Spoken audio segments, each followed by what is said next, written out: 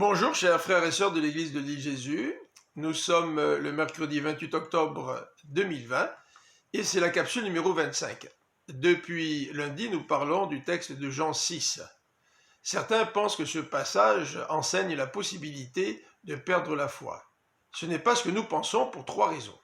La première raison, nous l'avons abordée hier. Jean utilise le mot foi de deux façons dans son évangile. Pour désigner ceux qui croient en Jésus comme étant un prophète ou quelqu'un qui peut faire du miracle, et aussi pour désigner ceux qui placent leur foi en Jésus comme envoyé de Dieu. Au verset 26 et 27 de ce chapitre 6, Jésus parle à la foule qui le cherche au lendemain de son miracle, de la multiplication des pains. Voici ce que dit Jésus. Si vous me cherchez, ce n'est pas parce que vous avez compris le sens de mes miracles, c'est parce que vous avez mangé du pain et que vous avez été rassasiés. Mais moi je vous dis, le plus important ce n'est pas la nourriture périssable, mais celle qui dure pour la vie éternelle. Cette nourriture, c'est le Fils de l'homme qui vous la donnera, car Dieu le Père lui en a accordé le pouvoir en le marquant de son sceau. Et Jésus de continuer, de préciser, au verset 29, l'œuvre de Dieu, c'est que vous croyez en celui qui l'a envoyé. D'ailleurs, au verset 36, Jésus va dans le même sens en disant « Vous avez vu et vous ne croyez pas ». Donc Jésus constate le manque de foi de la foule. Au verset 60, Jean nous dit clairement qu'il parle maintenant des disciples. Au verset 60, ces disciples trouvent que le langage de Jésus est difficile à accepter.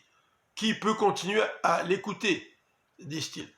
Et au verset 64, Jésus fait le lien entre l'incrédulité et Judas. Hélas, il y en a parmi vous, vous désigne les disciples, selon le contexte, il y en a parmi vous qui ne croient pas. En effet, dès le début, Jésus savait quels étaient ceux qui ne croyaient pas et qui était celui qui allait le trahir.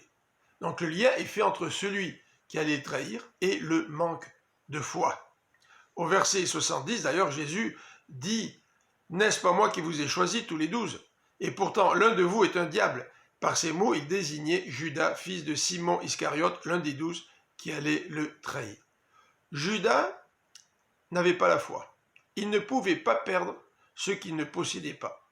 En fait, dans Jean, au chapitre 13, verset 11, Jésus dit que Judas n'est pas pur, contrairement aux autres disciples. Et le contexte indique que la remarque de Jésus est en rapport avec cet homme qui allait le trahir. Donc les disciples qui n'ont pas la foi ne peuvent pas perdre ce qu'ils ne possèdent pas. La troisième raison pour laquelle nous ne croyons pas que Jean 6 enseigne la possibilité de perdre la foi concerne la question de l'abandon des 12 que nous verrons demain. Je vous souhaite une bonne fin de journée.